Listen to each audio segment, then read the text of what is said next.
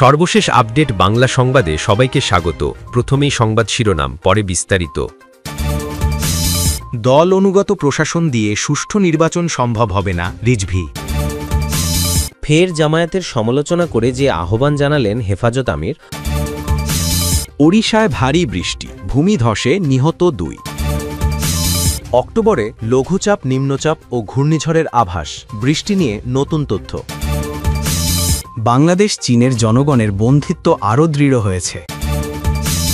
দল অনুগত প্রশাসন দিয়ে সুষ্ঠু নির্বাচন সম্ভব হবে না, রিজভী। প্রশাসনের গুরুত্বপূর্ণ পদে একটি ধর্মভিত্তিক দলের অনুগতদের বসানো হচ্ছে বলে অভিযোগ তুলেছেন বিএনপির সিনিয়র যুগ্ম মহাসচিব রুহুল কবির রিজভী। তিনি বলেন, ফেব্রুয়ারিতে নির্বাচনের জন্য জনগণ প্রস্তুত, তারা পূর্বের মতো ডামি নির্বাচন চায় না, তবে দল অনুগত প্রশাসন দিয়ে সুষ্ঠু নির্বাচন সম্ভব হবে না। শনিবার সকালে ইঞ্জিনিয়ার্স অ্যাসোসিয়েশন অব বাংলাদেশের নবগঠিত কমিটির সদস্যদের নিয়ে জিয়াউর রহমানের সমাধিতে শ্রদ্ধা শেষে তিনি এসব কথা বলেছেন। রিজভী বলেন, নতুন ইস্যু তৈরি করে জনগণের মাঝে বিভ্রান্তি ছড়ানোর চেষ্টা চলছে। ভ্রান্ত কথা বলে মিথ্যা পরিসংখ্যান দিয়ে জনগণকে বিভ্রান্ত করা যাবে না। গত 15 বছর কারা আপোষহীন লড়াই করেছে তা সাধারণ মানুষ জানে। এ সময় ভারতের পূজা মণ্ডপে ড ইউনূসকে বিকৃত করার সমালোচনাও করেন রিজভী আহমেদ।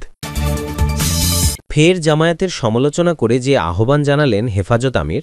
আবারও জামাতে ইসলামীর সমালোচনা করে আগামী সংসদ নির্বাচনে দলটিকে ভোট না দেওয়ার আহ্বান জানিয়েছেন হেফাজতে ইসলাম বাংলাদেশের আমির শাহ মুহিবুল্লাহ বাবুনগরী। শুক্রবার রাতে চট্টগ্রামের হাটহাজারী পার্বতী মডেল সরকারি উচ্চ বিদ্যালয় মাঠে শানে রেসালত সম্মেলনে প্রধান অতিথির বক্তব্যে তিনি এই সমালোচনা করেন। হেফাজতে ইসলাম হাটহাজারী উপজেলা শাখা এই সম্মেলনের আয়োজন করেন। হেফাজত আমির বলেন, মওজুদি ফিতনা প্রতিহত না করলে দেশে ইসলাম থাকবে না। মওজুদিবাদীরা সাহাবাগণকে সত্যের মাপকাঠি মানে না।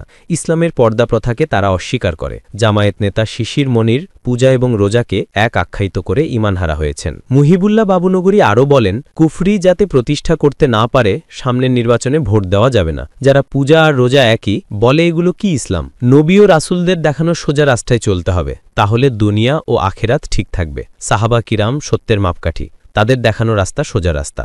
সম্মেলনে বিশেষ অতিথির বক্তব্য দেন হেফাজতের সিনিয়র নায়েবে আমির ও হাটহাজারী মাদ্রাসার মহাপরিচালক মুফতি খলিল আহমদ কাসেমি, জমিয়াতে ওলামায়ে ইসলাম বাংলাদেশের আমির শায়েখুল হাদিস উবাইদুল্লাহ ফারুক এবং হাটহাজারী মাদ্রাসার সিনিয়র মুফতি ও মুহাদ্দিস মুবাল্লিগে ইসলাম মুফতি জসিমউদ্দিন। এতে প্রধান আলোচক ছিলেন করাচির জামিয়া মাহমুদিয়ার প্রিন্সিপাল ও শায়েখুল হাদিস মুফতি নুরুল হক, সাবেক এমপি। হেফাজতের হাটহাজারী উপজেলা শাখা সেক্রেটারি মাওলানা ইমরান সিকদার, মাওলানা আবদুল্লাহ মোরশেদ আলম, মাওলানা হাসান মুরাদের যৌথ সঞ্চালনায় সম্মেলনে বয়ান পেশ করেন মাওলানা সালাউদ্দিন নানুপুরি, মাওলানা আবু তাহের নদভী, মুফতি হাবিবুর রহমান কাসেমি, মুফতি কিফায়াতুল্লাহ, মুফতি মাহমুদ হাসান, মাওলানা জুনায়েদ আল হাবিব, মাওলানা মীর কাশেম, মাওলানা উসমান ফৈজি, মাওলানা আয়ুব বাবুনগরী, মাওলানা মাহমুদ হাসান ফতেপুরি, মাওলানা শফি, মাওলানা শামসুদ্দোহা চৌধুরী, মাওলানা আহমদ দিদার কাসেমি, মুফতি হারুন ইজহার, মাওলানা আজিজুল হক ইসলামাবাদী, মুফতি কুতুবুদ্দিন, ড নুরুল আফসার আজহারি, মাওলানা ইসমাইল খান, মাওলানা আনিসুর রহমান, মাওলানা আনোয়ার শাহ আজহারি, মাওলানা আলমগীর মাসুদ, মুফতি জমির উদ্দিন, মাওলানা নিজাম সাইদ প্রমুখ।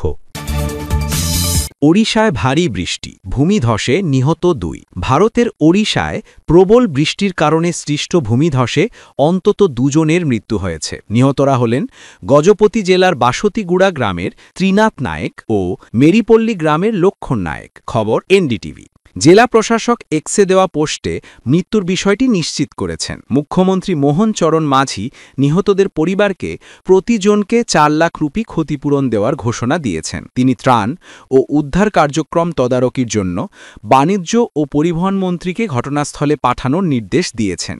প্রবল বৃষ্টিতে গজপতি, রায়াগাড়া ও কোরাপুট জেলার একাধিক স্থানে ভূমিধস, জলাবদ্ধতা ও যান চলাচলে বিঘ্ন ঘটেছে। গজপতির পুলিশ সুপার যতীন্দ্র কুমার পাণ্ডা জানিয়েছেন, রাতে ভারী যন্ত্রপাতি ব্যবহার করে মৃতদেহ উদ্ধার করা হয়েছে এবং কয়েকটি এলাকায় আটকে পড়া লোকজনকে উদ্ধার করা হয়েছে। তবে নদী পার হওয়ার চেষ্টা করতে গিয়ে এক ব্যক্তির মৃত্যু হয়েছে, আরেকজনকে আজ সকালে মৃত অবস্থায় উদ্ধার করা হয়। এদিকে রায়াগাড়া ব্লকে ভূমিধসের পর থেকে 70 বছর বয়সী কার্তিকা সাবারা ও তার ছেলে রাজীব সাবারা নিখোঁজ রয়েছেন। তাদের খোঁজে অভিযান চলছে। ভারতের আবহাওয়া বিভাগ ওড়িশার বেশ কয়েকটি জেলায় অতি ভারী বৃষ্টিপাতের আশঙ্কায় রেড অ্যালার্ট জারি করেছে। স্থানীয় প্রশাসনের দাবি, আগাম পদক্ষেপ নেওয়ায় প্রাণহানি আরও বেশি হওয়া থেকে রক্ষা পাওয়া গেছে। উদ্ধার কাজ এখনও চলছে। নিখোঁজদের সন্ধানে তল্লাশি অব্যাহত রেখেছে কর্তৃপক্ষ। অক্টোবরে লঘুচাপ, নিম্নচাপ ও ঘূর্ণিঝড়ের আভাস। বৃষ্টি নিয়ে নতুন তথ্য। অক্টোবর মাসে দেশে বিজলিসহ বজ্রবৃষ্টি হতে পারে। এছাড়া এ মাসে সাগরে লঘুচাপ, নিম্নচাপ ও ঘূর্ণিঝড়ের আভাস রয়েছে বলেও জানিয়েছে আবহাওয়া অফিস। আবহাওয়া অফিস অক্টোবর মাসব্যাপী পূর্বাভাসে এসব তথ্য জানিয়েছে। গত ৩০ সেপ্টেম্বর দীর্ঘমেয়াদী আবহাওয়া পূর্বাভাস দেওয়ার জন্য সভা করে এই পূর্বাভাস দেওয়া হয়। এই পূর্বাভাসে বলা হয়েছে, বঙ্গোপসাগরে ১ থেকে ৩টি লঘুচাপ সৃষ্টি হতে পারে, যার মধ্যে একটি নিম্নচাপ বা ঘূর্ণিঝড়ে রূপান্তরিত হতে পারে। অক্টোবরের প্রথমার্ধে দক্ষিণ পশ্চিম মৌসুমী বায়ু বর্ষা বাংলাদেশ থেকে বিদায় নেবে বলে আশা করা হচ্ছে। এ মাসে সারা দেশে ২ থেকে ৪ দিন মাঝারি থেকে তীব্র এবং ৩ থেকে ৫ দিন হালকা থেকে মাঝারি ধরনের বিজলি সহ বজ্রবৃষ্টি হতে পারে। আবহাওয়া অফিস বলছে, অক্টোবরে দিন ও রাতের তাপমাত্রা ক্রমান্বয়ে হ্রাস পেলেও দিন ও রাতের তাপমাত্রা স্বাভাবিকের তুলনায় কিছুটা বেশি থাকতে পারে। এছাড়া অক্টোবর মাসে দেশের প্রধান নদ নদীসমূহে স্বাভাবিক প্রবাহ বিরাজমান থাকতে পারে। তবে ভারী বৃষ্টিপাতজনিত দেশের উত্তরাঞ্চল, উত্তর পূর্বাঞ্চল ও দক্ষিণ পূর্ব পার্বত্য অববাহিকার কিছু স্থানে স্বল্পমেয়াদী বন্যার আশঙ্কা রয়েছে। এদিকে গত সেপ্টেম্বর মাসে সারা দেশে স্বাভাবিক অপেক্ষা কম -20.08% বৃষ্টিপাত হয়েছে। ঢাকা, ময়মনসিংহ, রংপুর, রাজশাহী, চট্টগ্রাম, খুলনা ও বরিশাল বিভাগে স্বাভাবিক অপেক্ষা কম এবং সিলেট বিভাগে স্বাভাবিক অপেক্ষা বেশি বৃষ্টিপাত হয়েছে বলে জানিয়েছে আবহাওয়া অফিস। মাসব্যাপী এই পূর্বাভাস নিয়ে আবহাওয়াবিদ শাহনাজ সুলতানা গণমাধ্যমকে জানান, চলতি মাসের ১৫ তারিখের মধ্যে মৌসুমী বায়ু বিদায় নেবে, ফলে বজ্রপাত ও বজ্রবৃষ্টির শঙ্কা আছে। সাধারণত মৌসুম শেষ হওয়ার পর সাগরে ঘূর্ণিঝড় সৃষ্টির অনুকূল পরিস্থিতি থাকে।